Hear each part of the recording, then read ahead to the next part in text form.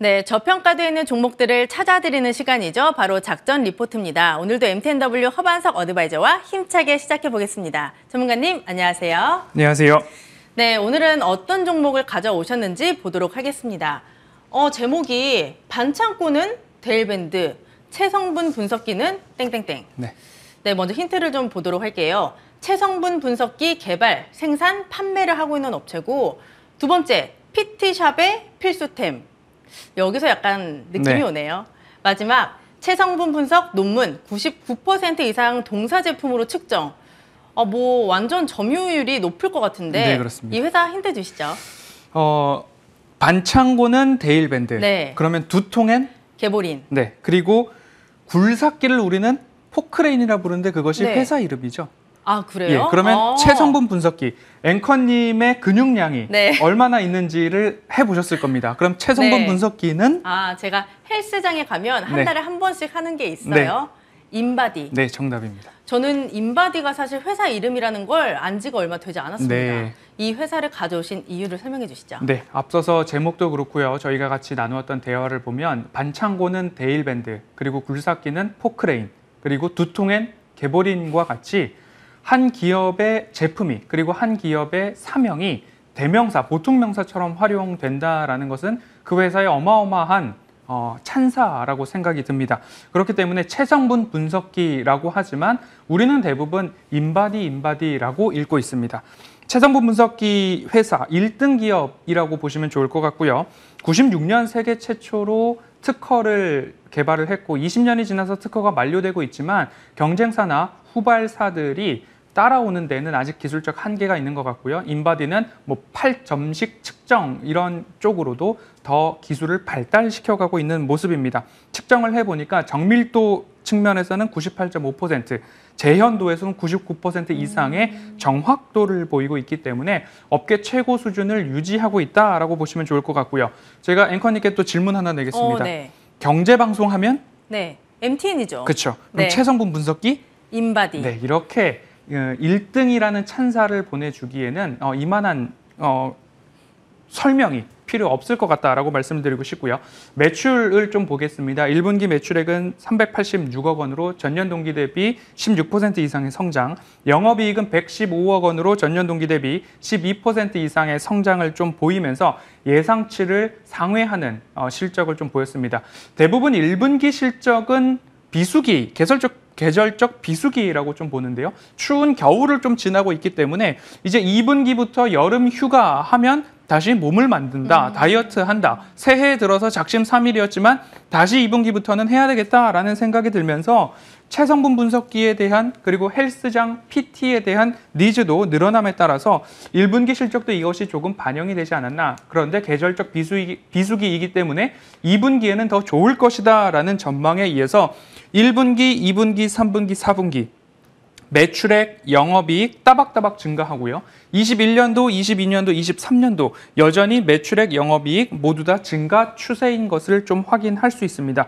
그리고 수출에 대한 증가가 좀 눈에 띄는데요. 국내 시장과 일본 시장은 일부 좀 포화 상태라고 볼 수 있는데요. 국내 시장은 전년 대비 1%의 성장, 하지만 일본은 25%, 미국은 31%, 유럽은 18%의 매출 증가를 좀 기록을 하고 있기 때문에 국내 시장보다는 새로운 시장인 미국과 유럽 등지가 조금 더 눈에 띄고 있고요. 수출 기업이기 때문에 환율에 있어서도 수혜를 좀 보고 있고요. 30%에 가까운 영업이익률을 기록을 하고 있기 때문에 올해도 매출액은 전년 대비 18%의 성장, 영업이익은 20%의 성장을 보이면서 최종 영업이익률은 26%가 전망되고 있는 알짜배기 회사다라고 보시면 좋을 것 같습니다. 제가 또 찾아봤는데 거의 경쟁사가 없다고 할 정도로 기술력이 압도적이더라고요. 네, 맞습니다. 주가도 압도적으로 저평가가 돼 있을까요? 네, 지금 미국 시장에 대한 성장도 말씀을 곧 드리겠지만 이런 이야기들 요즘에 뉴스가 오늘도 나오던데요.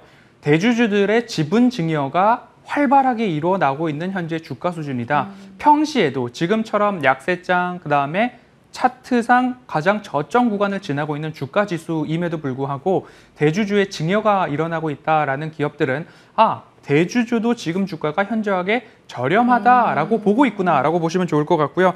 회사의 창립자이자 현재 최대 주주인 차기철 대표이사가 3월 11일 아들이자 인도 법인장인 차인준 씨에게 약 9%, 120만 주를 증여를 했습니다. 증여가 일어났다라는 것은 증여세를 계산한다면 증여가 일어난 기준일로부터 전후로 2개월, 후로 2개월 주가를 산술 평균해서 그 시세를 종합한 가격으로 증여세를 산정하게 되는데 3월 11일부터 2개월이 지난 5월 11일까지 주가 등락이 있었습니다. 하지만 지금 주가 수준은 3월 11일보다 한 차례 더 다운그레이드된 가격이기 때문에 오히려 이 부분을 한 번쯤 생각해 볼 필요가 있다라고 좀 보시면 좋을 것 같고요.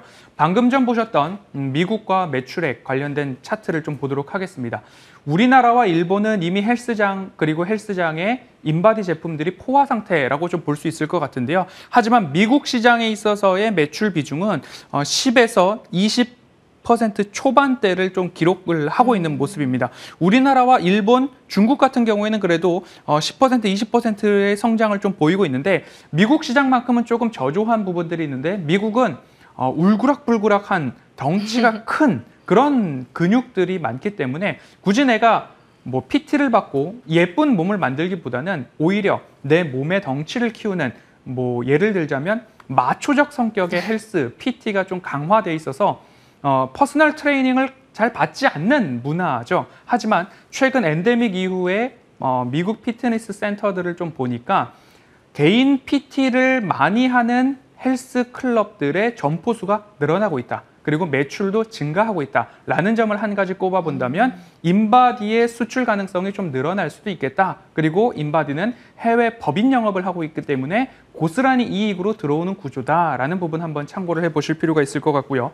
헬스장뿐만 아니라 의학계에서도 앞서서 첫 장면에서 의학 논문의 99%, 체성분을 분석한 데이터를 쓴 99%의 논문이 이 인바디의 제품을 통해서 체성분 분석에 대한 데이터를 기록하고 있다라는 것들을 볼 때에 비만 클리닉, 그리고 여러 가지 클리닉, 의원 등에서도 저도 한 2달 전에 건강검진을 받을 때 인바디 제품으로 건강검진을 하더라고요. 그래서 이거를 이 돈 내고 받으니 차라리 헬스장에서 하는 게 더 저렴한 것 아닌가라는 생각이 들 정도로 그 외에 다양한 프로그램들이 있었지만 인바디는 병원, 의료계에서도 인정하는 제품 중에 하나다라는 점이 이 회사의 장점이자 그리고 대주주 증여와 관련된 부분이 저평가 요인이다라고 말씀드려볼 수 있을 것 같습니다.